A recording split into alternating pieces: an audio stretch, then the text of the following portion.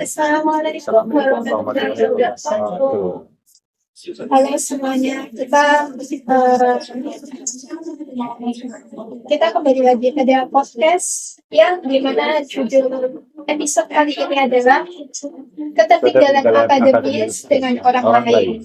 Benarkah Anda salah jurusan?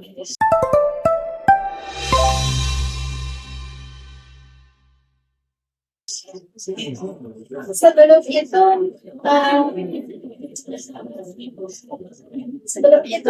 kenalan dulu nggak sih? Tentunya kita dengan audiens kita yaitu Mas Rian. Kita sendiri belum kenalan loh. Oh ya, Mulai dari Mas Nanda. untuk saya sendiri Muhammad Ananda, biasa dipanggil Nanda. Saya dari Prodi Pendidikan Seni Rupa. Lalu angkatan 23 dari 23. Lalu saya sendiri, saya Iza Jamila Ahmad dari Prodi D4 Animasi angkatan 2023. Langsung saja nih, kita berbincang-bincang santai aja ya dengan narasumber kita, Mas Rian. Mas Rian. Jadi judul episode kali ini itu kayaknya cukup menarik karena ini itu dialami nggak hampir semua sih, tapi beberapa mahasiswa. Ketertinggalan akademis dengan orang lain, benarkah tanda salah jurusan? Itu topik kita kali ini. Mas Nanda pernah nggak sih kayak biasanya itu merasa tertinggal gitu sama orang lain? Oh, kalau itu saya jujur pernah ya waktu SMK dulu. Karena saya pas SMK dulu itu sempat salah jurusan juga pas masuk itu. Pas awal masuk itu saya pinginnya itu TKJ, tapi saya keterimanya di MPR. Jadi ya menurut saya ketinggalan sama teman-teman saya itu benar-benar down, dan ya lumayan lama ya bikin saya down waktu itu. Berarti kayak fenomena salah jurusan kayak ketertinggalan dengan orang lain itu benar-benar nyata ya. Nah, saya pernah ngalamin juga. Kalau menurut Mas Rian nih, aslinya salah jurusan menurutnya Mas Rian itu definisinya itu apa? Kalau menurutku sendiri salah jurusan tuh ketika kita walaupun menurut sistem itu sebenarnya pekerjaan atau dari jurusan itu dibutuhin buat masa depan, tapi kita sendiri nggak serak sama itu. Wah, aku nggak bisa berkembang nih dari jurusan ini, soalnya bla bla bla bla bla. Ya pokok dia punya pendapat sendiri di jurusan itu, dia nggak bisa berkembang. Gitu. Jadi gimana ya? Saya sendiri pribadi itu dulu nganggap animasi itu bisa bikin saya tuh nggak salah jurusan, mikir nggak salah jurusan. Nah, tapi setelah semester 3 itu kok tiba-tiba kurikulum sama sistemnya berubah. Akhirnya yang nggak bikin saya tuh nggak serak sama jurusan saya lagi. Ya, ada definisinya menurut saya tuh nggak, jurusannya tuh nggak salah. Yang salah tuh bagaimana cara kita nanggapinnya, pandangan kita ke jurusannya. Kalau menurutnya Mas Nanda sendiri salah jurusan itu yang kayak gimana? Ya kalau saya sendiri ya seperti di awal tadi ya. Kalau menurut saya pribadi, saya pengennya di awal itu jurusan apa, tapi saya kemasuknya yang saya bisa mampu itu di jurusan apa. Gitu. Jadi seperti contohnya sekarang ini ya. Untuk pilihan pertama saya dulu itu di kafe, tapi saya masuknya itu di jurusan pendidikan seni rupa. Jadi ya tidak bisa menyesal atau gimana, tapi ya bisanya cuma dijalani aja lah. Iya. Itu. Kalau menurutku sendiri itu salah jurusan itu kan ada dua kata kalau dari redaksi katanya, salah dan jurusan. Tapi bukan berarti jurusannya yang salah, kayak seperti kata Mas Rian. Mungkin kita yang masih belum bisa aja ke tahap itu, jadi kayak ngerasa oh salah jurusan nih gitu. Terus Mas Rian percaya nggak sih ketertinggalan akademis itu bisa jadi pemicunya untuk pemikiran salah jurusan? Enggak. Enggak. Kenapa tuh? Soalnya karena aku sendiri dari animasi nggak punya basic gambar sama sekali. Buat gambar animasi pun nggak bisa. Dari semester 1 tuh aku paling bawah di kelas. Bahkan aku tuh serasa kalau aku tuh nggak punya bakat di animasi. Tapi aku terus belajar. Bahkan aku konsul ke teman-temanku, aku tanya ke teman-temanku kalau aku tuh nggak bisa. Aku pingin bisa ya aku tanya ke teman-teman. Jadi kalau ada orang yang bilang ketertinggalan dari akademis tuh mereka males, bukan salah jurusan, bukan ini sebagainya. Mereka alasan kalau sebenarnya mereka tuh aku nggak bisa ini, padahal bisa. Cuman mereka udah terlanjur males dan sebagainya, pikirnya udahlah ketinggalan bikin itu. Karena males ya. Karena males. Karena males. Terus, semisal nih ada mahasiswa yang merasa salah jurusan, itu menurutnya Mas Rian ada kayak dampak mental ke mahasiswanya itu apa enggak? Ada. Ada kayak gimana tuh? Lebih ke pola pikir sih, bukan ke mental. Mental tuh kayak wah pasti ngedown dong karena dia ngerasa salah jurusan itu kan. Karena ngerasa salah jurusan tuh dia mentalnya down. Akhirnya pola pikirnya ini riset. Wah kalau aku salah jurusan berarti aku cari solusinya gimana jurusanku yang selanjutnya ini nggak bikin aku salah gitu. Nggak punya peranggapan wah aku salah jurusan lagi. Jadi ada kalimat kalau kamu naik kereta terus kamu tuh terlalu jauh sama tempat tujuanmu ya kamu turun aja di stasiun terdekat. Nggak usah kamu diem di kereta itu sampai jauh dari tujuan. Menurutnya Mas Nanda gimana? Kalau menurut saya sih ya hampir sama ya. Kalau menurut saya pribadi dulu itu saya kan pernah salah jurusan di FPL. Nah itu apa namanya? Saya itu sama keluarga saya itu benar-benar usul ya di tempatnya di FPL. Tapi kan awalnya dari TKJ, saya pinginnya TKJ muter-muter komputer, tapi ternyata saya jurusannya masuknya ke software. Jadi mau gak mau saya harus benar-benar ditempa di situ. Jadi apapun alasan salah jurusan menurut saya itu gak jadi alasan ya buat kayak misalkan berhenti kena mental atau begitu. Ya apa namanya dijalani aja. Nanti pasti ada hasilnya. Gak mungkin kalau memang kita gak sungguh-sungguh itu gak ada hasilnya kan gak mungkin. Pasti ada hasilnya. Dan itu gitu. Terus kalau tentang soal berbicara tentang kepedean gitu ya, ada nggak sih kaitannya salah jurusan dengan PD-nya mahasiswa di bidang skillnya yang dia punya? Maksudnya PD itu merasa dia tuh bisa di situ walaupun nggak punya bakat sama sekali, Iya, nggak punya bakat. Bisa jadi. bisa jadi. Bisa jadi. Soalnya kita tuh makhluk yang berbeda-beda. Kita punya skill, talenta yang berbeda-beda antara lain.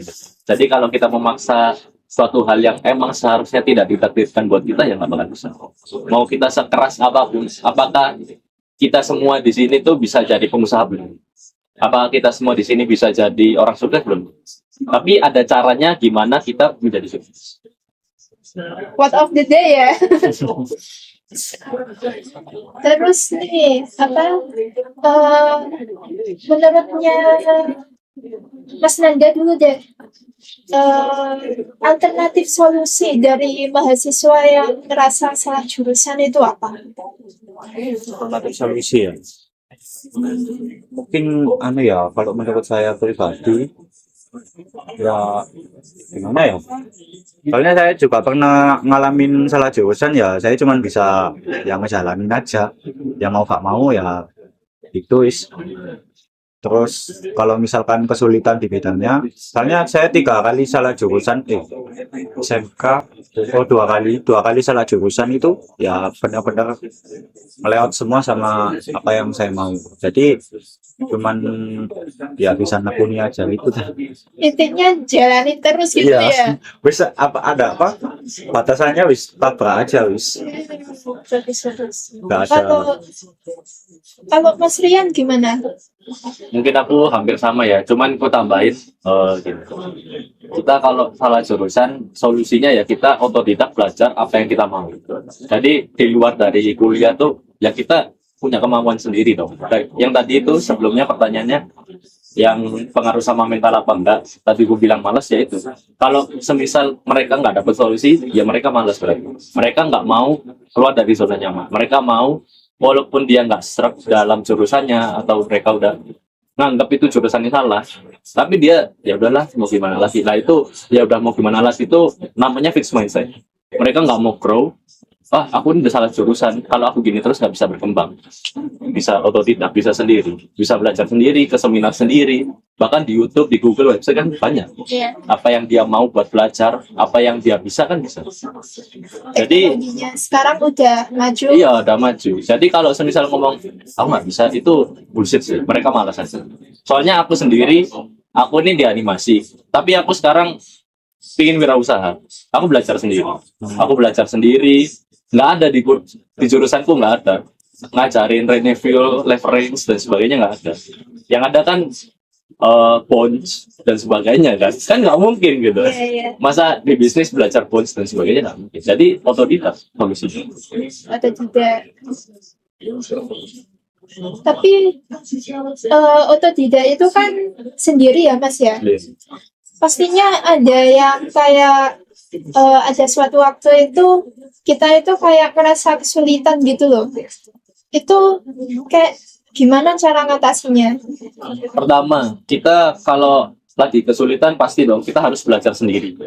Setelah kita belajar sendiri, kita udah nemu nih yang paling susah tuh yang apa.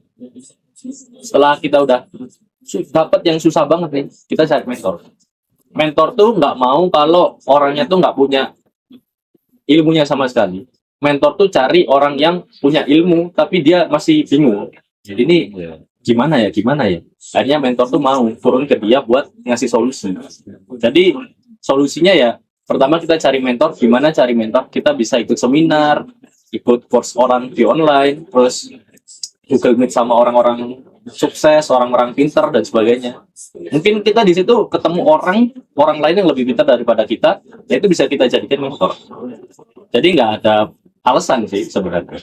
Aku sendiri sebenarnya ini lagi nyari mentor, karena aku banyak banget kesulitannya, banyak banget hambatannya yang aku sendiri masih belum nemu solusinya. Jadi aku nanya ke orang yang udah punya solusinya. Berarti bahkan mentor itu sebagai pengasah gitu ya. Betul. Kayak guru di sekolah itu ya sebagai pengasah anak murid. Oke. Selanjutnya itu bagaimana nih untuk kan setiap orang itu kan ketika dapat motivasi itu rajin banget gitu. Terus pas udah nggak ada motivasi kayak aduh malesnya itu cara menumbuhkan motivasi dan mempertahankannya biar kita itu tetap belajar itu kayak gimana? Jadi kenapa sih ada yang namanya motivasi sementara kan Mas? Ya. Karena kita nyari motivasi instan. Kita nyari di IG, di TikTok, kita scroll, ada quotes yang bikin kita termotivasi. Nah, Ya, itu langsung semangat dong, Set. Tapi berapa hari kemudian karena aku sendiri ngalamin. Terus ternyata mentor-mentor online tuh ngomong gini, kalian kalau terlalu banyak konsumsi quotes motivasi di online, itu bikin kalian awalnya termotivasi, cuman sementara, karena itu kayak dopamin sementara gitu. Nah, solusinya biar motivasi itu lama atau kita anggap konsisten atau disiplin, kita tulis sendiri. Apa sih plannya kita ke depan? Kita atur sendiri. Setelah ini kita ngapain, jam segini kita ngapain ya. Itu terus-terusin sampai berapa bulan, sampai berapa tahun. Dan itu mungkin dari perubahan kecil itu bisa jadi disiplin, jadi konsisten, nggak motivasi lagi. Kita nggak mengonsumsi motivasi lagi. Berarti mengutamakan aksi ya. Aksi betul. Aksi. Cuman aksi pun harus ada ilmunya. Kita nggak bisa asal terobosan. Tapi nanti jadinya kebiasaan. Betul, betul. Berarti perbanyak aksi, kurangin kata-kata yang Ya, betul. Oke, sangat dipahami. Lalu eh,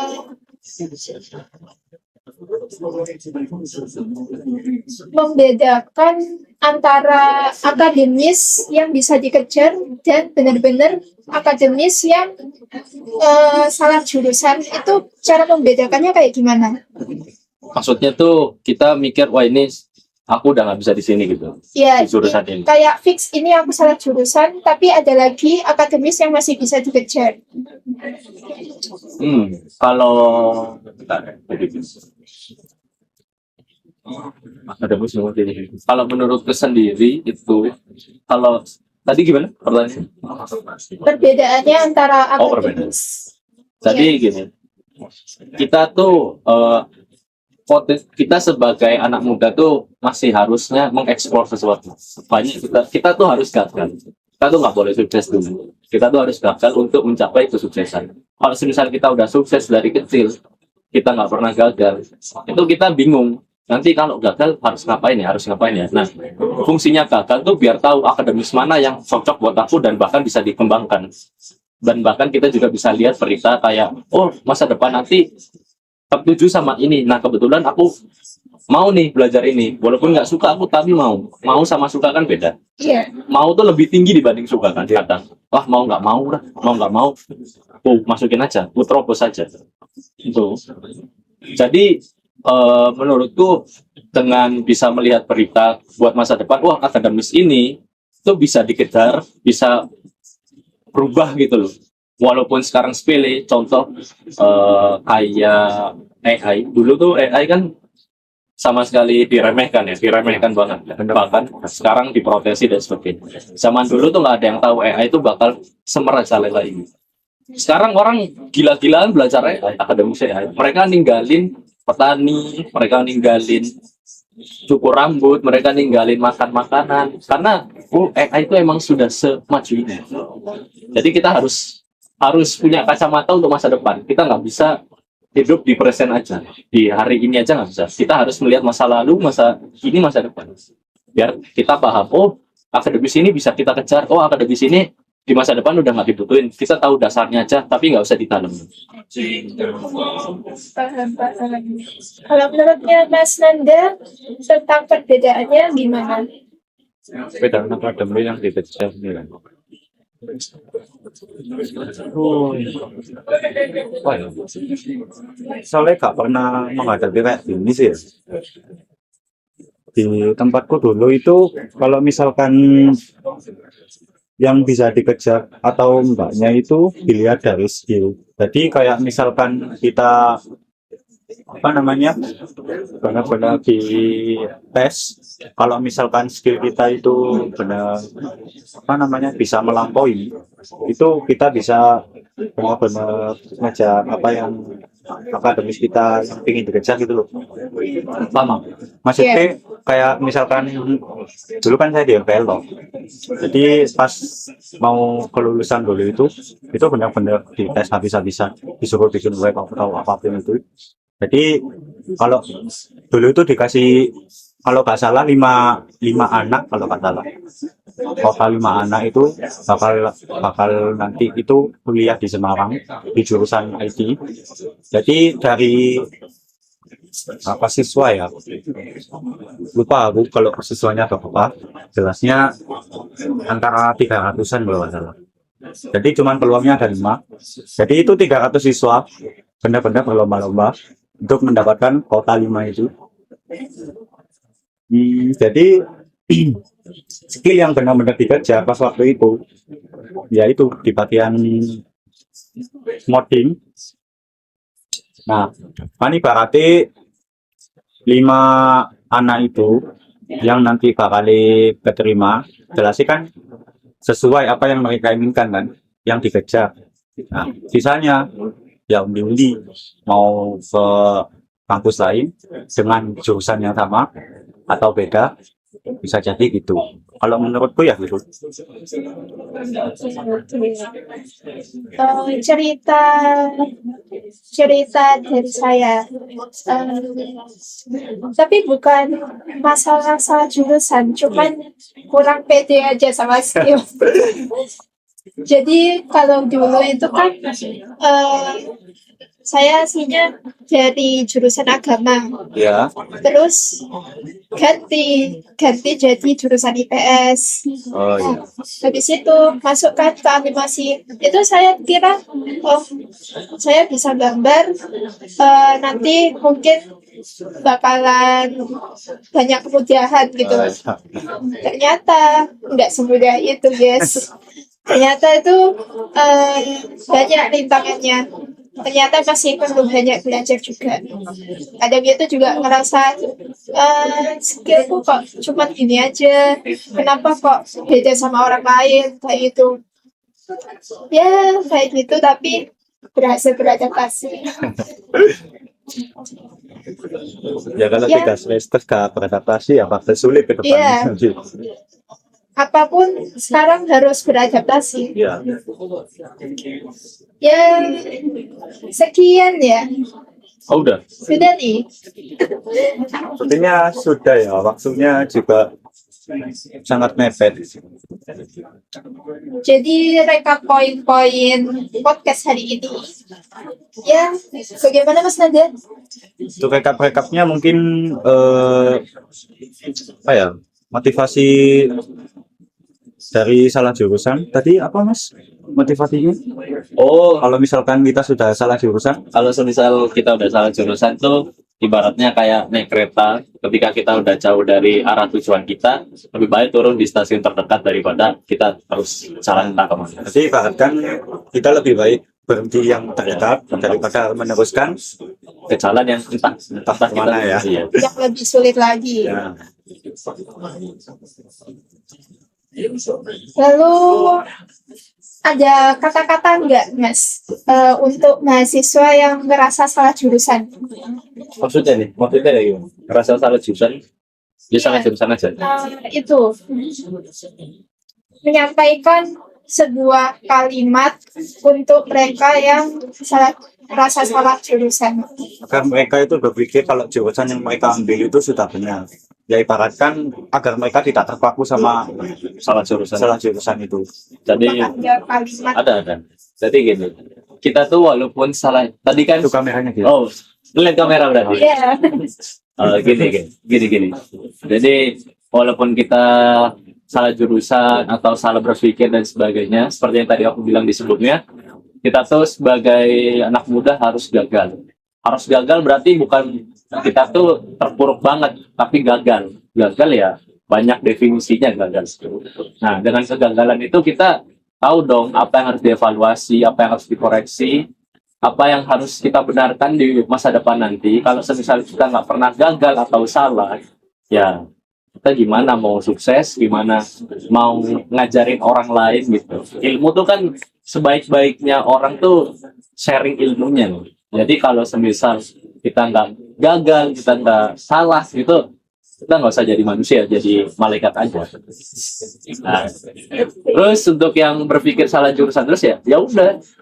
Ilmu tuh penting. Jadi walaupun menurutmu ilmu di jurusanmu tuh nggak serak sama apa yang kamu pilih, seenggaknya ilmunya tuh kamu masih dapat dan itu mungkin suatu saat nanti berguna. Ilmu tuh nggak hari esok tuh langsung kepake, tapi 2 tahun, 3 tahun, 5 tahun tuh pasti akan kepake. Entah itu hal kecil, entah itu hal besar, itu pasti akan kepake. Dan kamu harus bersyukur kamu udah pernah belajar gitu. Gitu aja sih. Walaupun merasa ilmu yang sekarang tuh nggak serak, kamu bisa otodidak kok. Seperti yang aku bilang tadi, nggak usah merasa oh aku ini kalian males. Walaupun itu bertahun-tahun atau tidaknya, tapi Worth it sih. keren banget. Keren banget kata-katanya. Ya, closing statement. Ini sudah di penghujung podcast. Jadi Ya, kita sudah di-talk panjang lebar tentang ketertinggalan akademis. Apakah itu sebagai tanda salah jurusan? Ya, ini adalah akhirnya, tapi akhir adalah awal. Jadi, semua itu mungkin akhir, tapi pasti ada awal yang baru untuk melakukan hal Baru juga. yang baru juga. Oke, sekian dan terima kasih telah menonton podcast kami. Sampai jumpa di episode selanjutnya. Bye-bye.